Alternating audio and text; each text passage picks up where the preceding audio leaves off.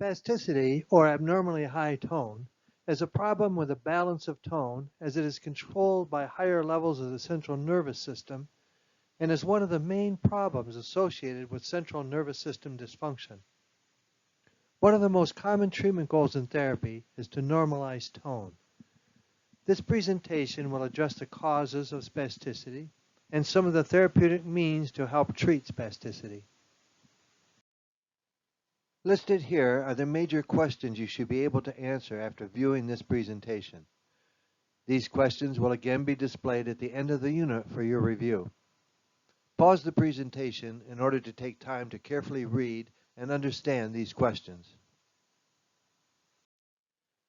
I will begin this presentation with this diagram of brain centers involved with determining overall muscle tone in the body.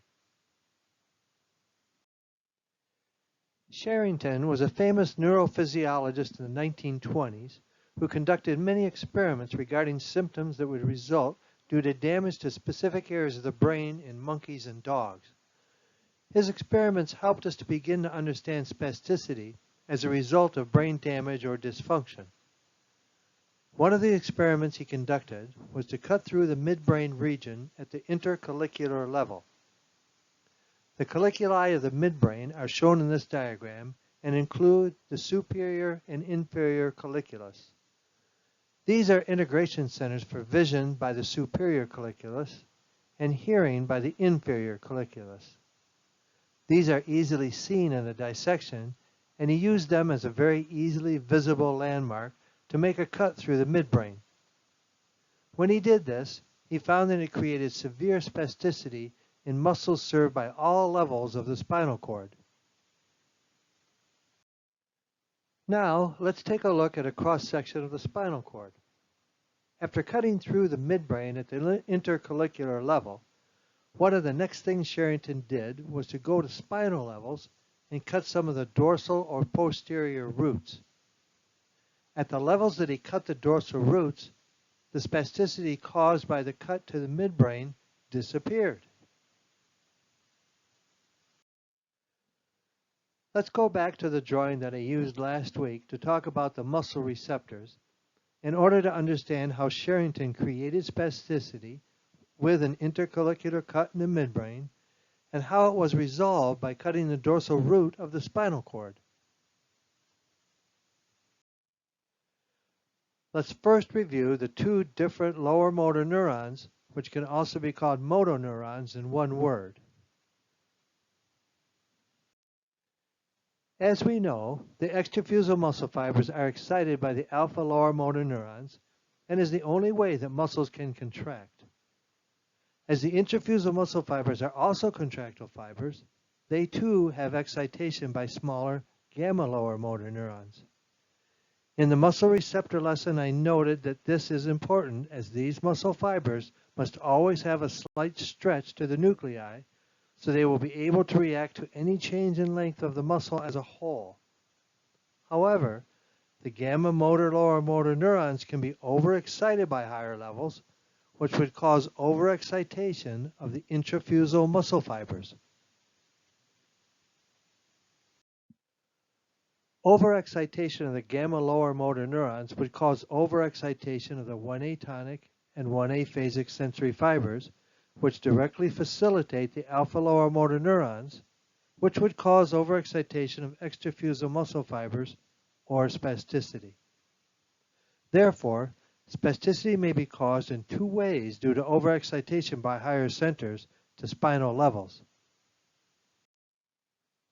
Overexcitation of alpha lower motor neurons, which would cause spasticity or overexcitation of extrafusal muscle fibers, can occur due to direct overexcitation from higher centers, or it can be caused by overexcitation of gamma lower motor neurons from higher centers, which then causes overexcitation of alpha lower motor neurons to create excessive tone due to the loop of overexciting intrafusal muscle fibers, which overexcite 1A fibers, which then overexcite alpha lower motor neurons. Therefore, spasticity is commonly referred to as gamma or alpha spasticity, due to which lower motor neuron is directly overexcited by higher centers to cause the excessive tone in extrafusal muscle fibers. In the blue box area on this slide, we can then understand that if the dorsal root is cut, which is referred to as a dorsal rhizotomy, it would remove spasticity or excessive tone caused by overexcitation of gamma lower motor neurons, as it would take away the influence of the 1A fibers on the alpha gamma lower motor neuron.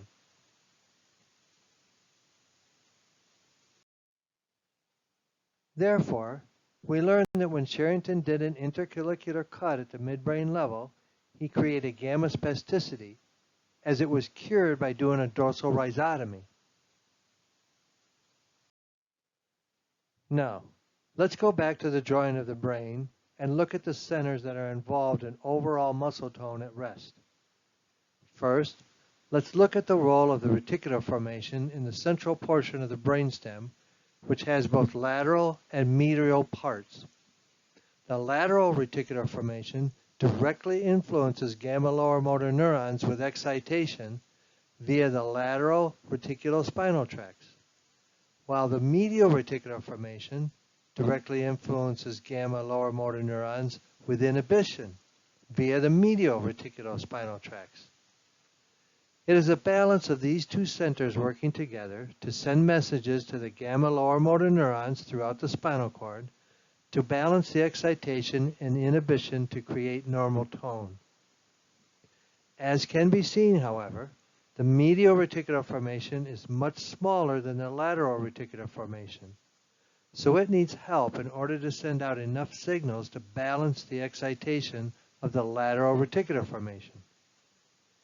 It gets that assistance from three other brain centers: the premotor cortex, the basal ganglia, and some of the cerebellar nuclei. These three centers are labeled on the diagram as inhibitory, but actually they are excitatory to the medial reticular formation, and therefore create greater inhibitory influence at spinal levels, which is why I gave them a minus sign. As this can be confusing in neuroscience, these three centers are actually referred to as suppressor areas, as due to their excitatory influence to the medial reticular formation, they suppress tone. If one of these suppressor areas is damaged, increased tone occurs, but it will go away in a short period of time, as the other two suppressor areas can make up the difference. However, if two of the suppressor areas are lost, then the increased tone will be permanent and needs to be managed. When Sherrington did an intercallicular cut of the midbrain, he took away the influence of the premotor cortex and basal ganglia on the medial reticular formation, and therefore created gamma spasticity that could be treated with a dorsal rhizotomy.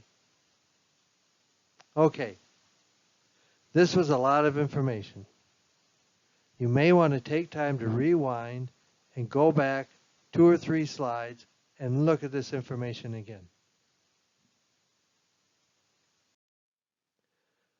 So, you have a patient with spasticity. What can you do?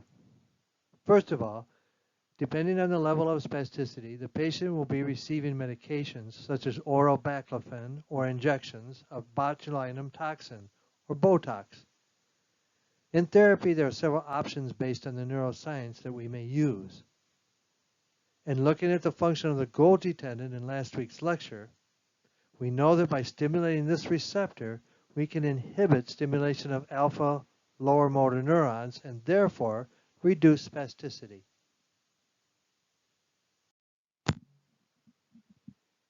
Here is a repeat slide from last week. The Golgi tendon organ can be used to help influence excessive tone to help the muscle to relax. This graphic shows a common splint used for the wrist and hand following a stroke which affects the upper extremity. Commonly, the extremity will have spasticity in the wrist and finger flexors.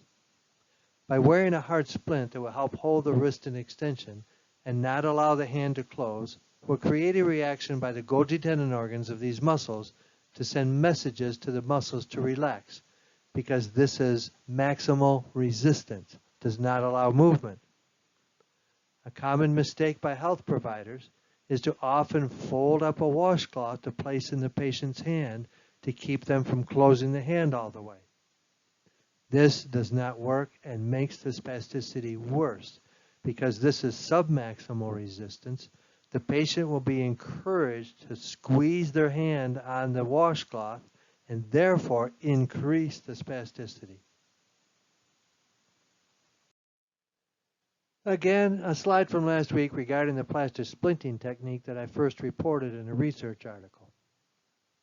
October of 1982, as I mentioned, was an important month because it began my research writing career with a simple case study where I used plaster casting to make a splint to relax elbow flexor spasticity in a stroke patient. As it turned out, I was the first one to develop this technique, and it jump-started my research efforts. Though I'm a bit embarrassed by the simplicity of this effort, it was an important beginning for me in 1982. The other muscle receptor is the muscle spindle, which can also be used to help to normalize tone. In the case of the 1A tonic fibers, which are stimulated by contracting against submaximal resistance, and the 1A phasic fibers, which are stimulated by quick stretch, they facilitate the alpha lower motor neurons to the muscle in which they are located. However, they inhibit antagonistic muscles. Therefore, if the biceps brachii are spastic, stimulation of the 1A fibers in the triceps brachii will help to relax the biceps brachii. Using the 1A phasic fibers to help relieve spasticity in the biceps can therefore be done by stimulation of the triceps by placing the forearm and hand on a skateboard to reduce resistance and stimulating the triceps using a vibrator. As the patient is able, using submaximal resistance to promote activity in the triceps is shown in the lower graphic.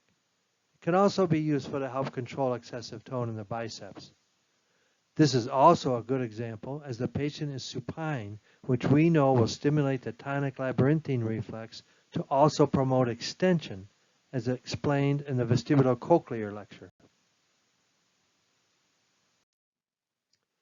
And of course, the reticular formation can be influenced by relaxation techniques, which may include everything from massage to mental relaxation exercises.